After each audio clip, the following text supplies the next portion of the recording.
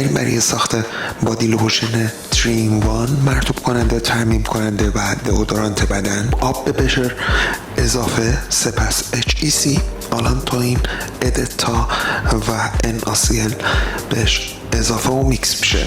برای انحلال بهتر پگ 40 در آب سرد ابتدا در پروپیلن گلیکول باز میکنیم و سپس به بشر اضافه میکنیم. محتویات بشر با شدت میکس میشه و میریم سراغ فاز روغنی گرم. ستو استاریل الکل، بیزوکس، GMS 40، استاریک اسید، کاپریک، روغن جوجوبا، BHT، شیباتر، سراماید. دهانه بشر با فویل آلومینیومی پوشیده و آماده برای رفتن روی بنماری.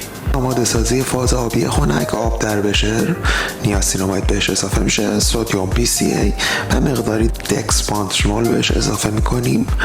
آماده سازی فاز روغنی خنک با سیکلوپنتاسیلوکسان، فنوکسی اتانول، اسانس بلوشنل، دایمتیکون 100، مقداری ویتامین ای و در نهایت IPM بهش اضافه و میکس میشه.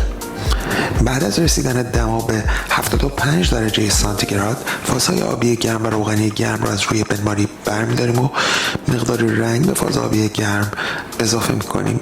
سپس فاز روغنی گرم بهش اضافه و میکس استارت میشه.